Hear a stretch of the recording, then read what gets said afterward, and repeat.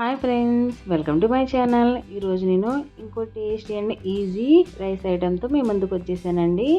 ఇది జీరా రైస్ అండి. జీరా రైస్ హెల్త్కి చాలా మంచిది కదా.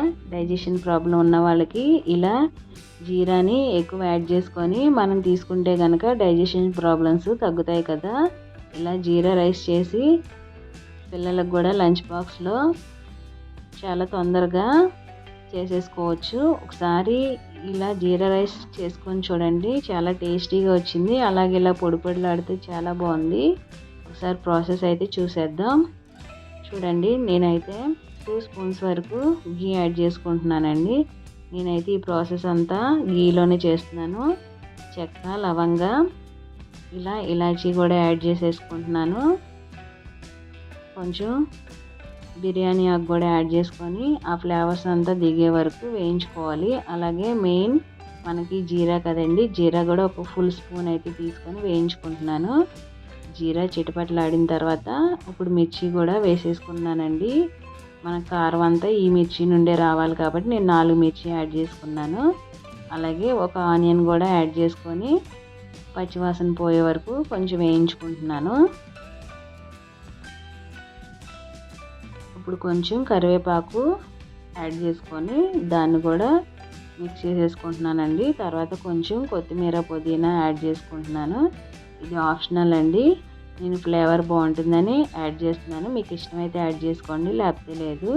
ఇలా నేను ఒక 1 గ్లాస్ వరకు బియ్యం తీసుకొని ఒక 20 మినిట్స్ వరకు నానబెట్టుకున్నానండి. ఇప్పుడు ఆ బియ్యానికి సరిపడా గ్లాసున్నర వాటర్ అయితే పోస్తున్నాను. 1.5 గ్లాస్ అయితే కరెక్ట్గా సరిపోతుందండి, ముందుగా నానబెట్టుకున్నాం కాబట్టి.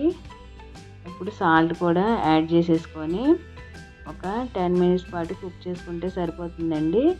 ఒకసారి సాల్ట్ యాడ్ చేసాం కదా, ఒకసారి బాగా మిక్స్ చేసుకొని ఇలా లిడ్ క్లోజ్ చేశాను. నాకు ఒక 10 మినిట్స్ తర్వాత ఇలా అయితే నాకు కుక్ అయిపోయింది. ఇప్పుడు ఈ స్టేజ్లో నేను ఒక స్పూన్ వరకు మిరియాల పొడి యాడ్ చేసుకొని ఒకసారి బాగా మిక్స్ చేసేసుకుంటున్నాను.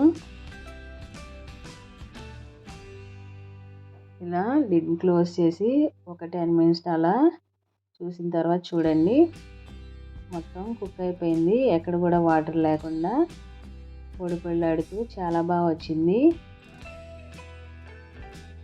మనం ఏ మసాలాలు యాడ్ చేయలేదు కదండి, చాలా టేస్టీగా ఉంటుంది. ఒకసారి బౌల్లోకి తీసుకొని సర్వ్ చేసేసుకుందాం.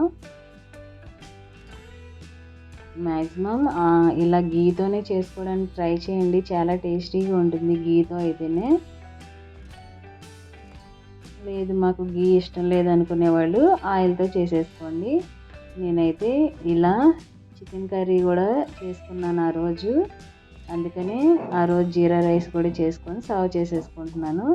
చూడండి ఎంతో టేస్టీగా ఎలా వచ్చిందో రైస్ కూడా. చక్కగా వీడియో నచ్చితే ప్లీజ్ సబ్స్క్రైబ్.